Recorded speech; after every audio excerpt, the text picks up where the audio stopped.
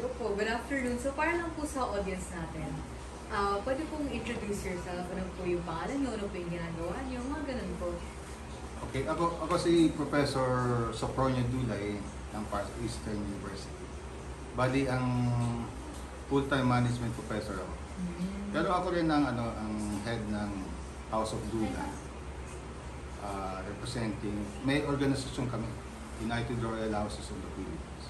Ako ang grandfather.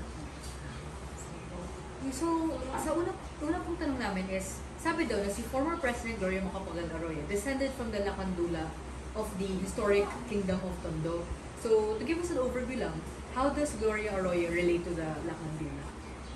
Sa history, nababanggit talaga na descendant sila Gloria Macapagal Arroyo kay Lacandula sa history. Pero paano malilink, yun ang question eh. Ang isang pwedeng basihan ng paglilink sa kanya, yung family search, yung mga Mormon. May simbahan ng may isang record machine, something ng Mormon, na nandun lahat ng genealogy ng mga, lalo yung mga prominent families. Ngayon ako, tinignan ko. Link talaga sila. Except may mga missing na 5 generation ang parang nawawala.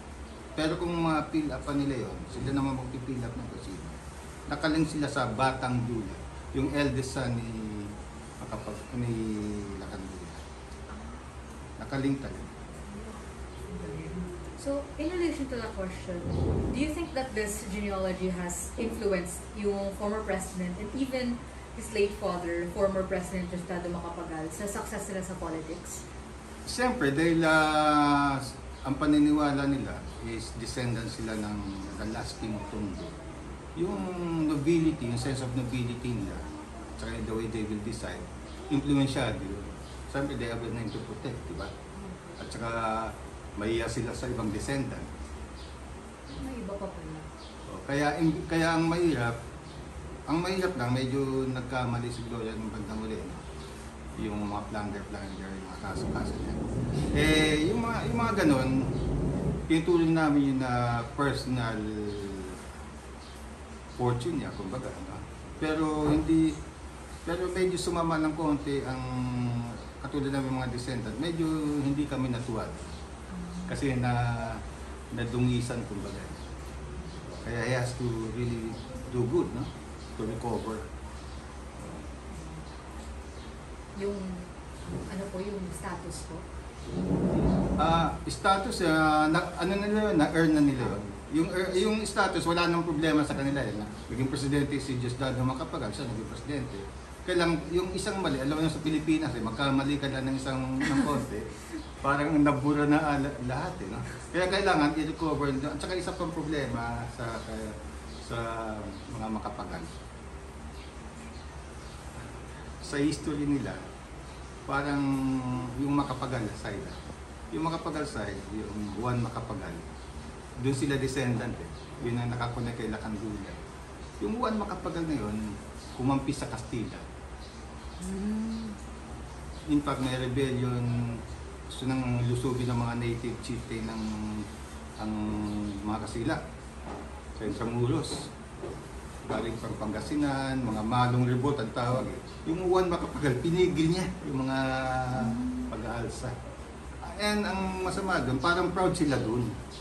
Dapat yun i-denounce nila eh, or something eh. I-rewrite nila ang history nila eh. Kaya yung mga ibang descendant, katulad namin, marami kaming descendant kasi 7 ang anak nila Lacandula eh. So kami yung Batang Dula, although kasama rin namin siya sa Batang Dula, sabi. Parang napapangitan sa ganung history nila. Dapat yun, i-denounce nila. Or maghanap sila ng ibang narrative na maging kakampi sila ng mga Pilipino. Yun ang suggestion ko sa kanila. Suggestion lang yan. Bahala sila kung sundin nila yun. Pero yun lang suggestion. Grabe. So ano daw, si Raja Lacandula at si Gloria Arroyo galing po sa prominent Filipino political families. Dahil sa, given this analogy, meaning po ba nito na yung political dynasticism, inherent po ba to sa political landscape? So, yung Filipinos ba, naturally, pabor natin yung influential na political families. Alam mo, may ganyang kasaysayan sa US na ang nananalo sa US galing sa isang royal family. Nakalimutan ko lang yung pangalan.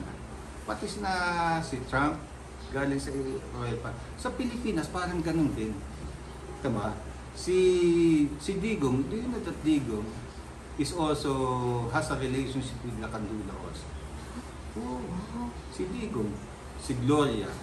Ang nangyayari, si Marcos, may pumunta dito claiming to be son of Marcos. Although marami nag-claim na gano'n. Sinabi niya genealogy nila. Tapos lumalabas doon, yung nanay ni Marcos, descendant ni Lacandula. In other words, mukhang sa politika ng Pilipinas, ito, Marcos na naman yan, di ba? So, mukhang nananalo. Kasi maski si Ramos, descendant, related din sa kay Marcos, di ba? So, parang descendant din. Although hindi pa proven nila, kailan may mga nag-claim. Mukhang nananalo, yung parang ganun din sa US, may relationship dun sa isang royal family, royal blood. Kahit hindi po yun yung parang marketing nila. Hindi naman siya sadya, no? Okay. Hindi naman siya sadya, no? Hindi naman siya sadya, pero nananalo. Ano pa yun? Di ba? Sa atin na ba yun? Nasa dugo na ba natin yun? Katulad ito may claim na ganito. Kung si Sarah daw at saka si Bongbong naglaban, at saka si Lenny, di si Bongbong at saka si Sarah supposed to be related kay Lacandula. Si Lenny hindi.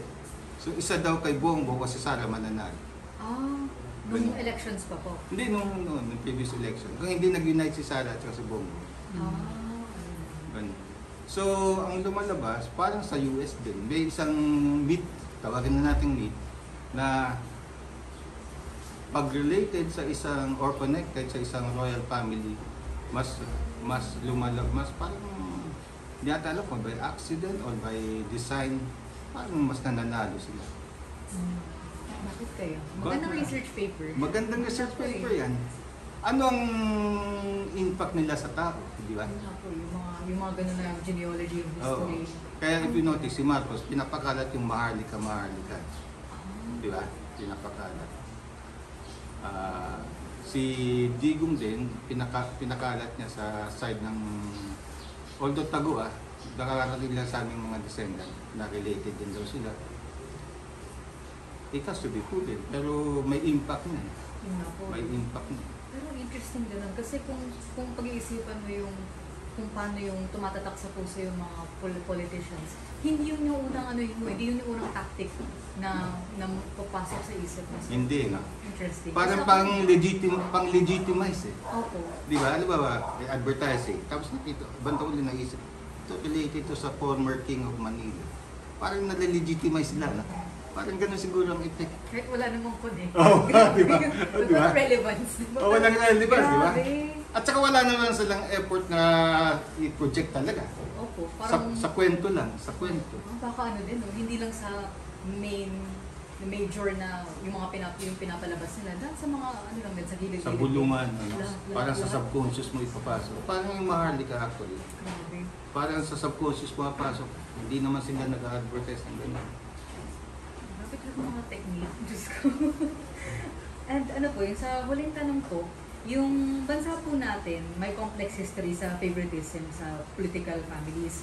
Will this still be the case in the future? Or do you think we have the power to itanggal yung ganitong klaseng mindset? Actually, nasimulan yung nanalo si Gloria, di tatay niya, Kasya. Tapos sumunod si Ninoy. Si Cory at saka nga pala, si Cory may descendant nila Lacandula sa Sumulo. Si Sumulo. Kaya napuna mo sa Aquino, magdidebate ako ng korte. Napuna mo sa Aquino, lahat ng Aquino, walang nananalong presidente except yung linya ni Cory. Hindi mo katri mo. Yung linya ni Cory yung sumulong, di ba? Sino yung mga Aquino tumakbo? Sinabus kung sino-sino. Pero yung linya lang, maski sino, hindi nanalo. Yung linya lang ni Cory, yung nanalo. Mag-ina. So parang may big talaga. Yeah. Bakit nga? Di ba? Pati ako nagtataka. Because why? So ano yung tanong mo na ano? Yung ano po, like, masasustain ba natin yung parang mindset of favoritism sa political families, or tingin mo like yung next generation ng Pilipino parang hindi na sila ganun? Hindi, actually nangyari na. Nangyari na, no? Kay Gloria, tapos kay Nino, kay Noynoy, tapos ito naman kay Marcos. Magkaka-related. Pero sana, hopefully, with the mga online media, sana mabago. Kasi may mga lumalabas naman na hindi related o hindi political na medyo may potential. Di ba? Naman si Isko Moreno. Hindi ko alam political ano yan, di ba? Si Tulfo, although colonel lang ang tatay niya. Ibig sabihin, meron pong possibility na may mga bagong lumabas. Kaya lang, mas lamang yung ano, mas lamang, kumbaga sa basketball, mas lamang yung yung mga matatangkad, yung mga may genes talaga. Oo, may genes talaga. Kahit gano'n pa pakagaling, no? Oo, mas lamang. Kasi, alam ba, ito yung last election, si Isko Moreno. Mukhang okay naman ang ginawa. Eh, bakit hindi nanalo? O si Manny Pacquiao, mukhang mabait naman.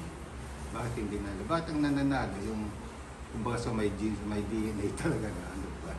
Si, diba? Mahirap wala. Hirap intindihin. Complicated, no? Philippine politics. Pero hopefully sana may dumating na pagkakataon na hindi na yung mga bagong mukha talaga. Pluralist society talaga. Parang nagbabago mo onti-onti. Parang may lumalabas naman ng mga bagong mukha. Like si Ontiveros, di ba? Opo. May mga, although may political lineage nga Ontiveros, ang walang-wala talaga si Isko Moreno. At saka si Manny Pacquiao, di ba? Ako kayo gusto ko yung mga ganung politiko. Kaya Manny Pacquiao, si Isko Moreno. Walang lineage na talagang bagong sulto. Kaya lang, hindi kinakagat ng mga tao. Yun nga po eh. Diba? Magtataka ka no, sa Pilipinas. Yung mga criticism, yung kay Isko, di ba parang dahil bago pa siya, parang Hindi pa hinog. Parang mas tumatalab sa kanila yung criticism. Opo. Ano kasi, feeling ko yung nga sabi ng nanay ko, sana nag-ano na lang siya paano ba yun? Nag-mayor ulit? Nagpahinog muna. Nagpahinog, no? Actually, babalik siyang mayor ngayon. This upcoming election? Kakalabanin niya sila Kuna. Tingnan natin kung ano magyari. Interesting din, interesting. Guys, may iba pa po bang mga tanong? Wala na po. May iba pa po bang political families na related po sa mga Lacandula? Ayun nga po. Hindi, nabanggit ko na, no, si Marcos. Apo. Nakiklaim sila. Apo. Hindi naman sila, actually, nakiklaim yung kamag-anak nila. Apo. Si Macapagal, si Cory dahil sa sumulong, di ba? Tapos si Digong, nag-claim. Si Digong. Oo, nag-claim. Sa elbow, sa side doon. Sa linya ni Puloin. Kasi yung Puloin, doon ang galing si Jose Rizal. Yung Maria Puloin. Linya yun. Doon sa na-related, doon sila related. Tapos, sino pa ba? Si Ramos, siyempre, kasi kamag-anak ni Marcos kasi Ramos. So, lumalabas, halos majority may link kay Lacandula. Marami pang lalabas yan. Yung iba siguro, intentionally nag-link. Yung iba naman, may mga propaganda sila or nililink talaga nila kay Lacandula. Kasi mukhang yun ang equivalent ng sa US na legend. I forgot the name, may isang royal family na galing sa England na kiniklaim ng isang article na yun na lahat ng percent ng US related doon. Pero yung mga family tree ng presidents, alam ko may mga project na gano'n. So, related to sa sa theory niya, sa binubuo niya. Madali lang hanapin. Siguro i-google niyo. What is the royal family of all the US presidents? Galing, lalabas yun. So parang lumalabas po, parang lahat naman po ng mga nasa politika ngayon, may chances po talaga na connected lang po talaga silang lahat. Pero malalayo lang po. Malalayo. At saka mukhang lumalabas, ang gusto ng tao, yung talagang related sa royal family. Subconsciously. Opo. Although walk, no? Sabi na, gusto ko democracy, freedom for all. Pero actually, subconsciously, pagdating ng boto, ang binuboto rin, yung galing din sa prominent family. Parang mas kilala na po nila talaga. Mas kilala nila. Parang ganun. Yun ang misfortune ng politika natin. Opo. May tanong ka po ba? Ayun, wala na. Sure na kayo dyan. Sige, end ko muna to.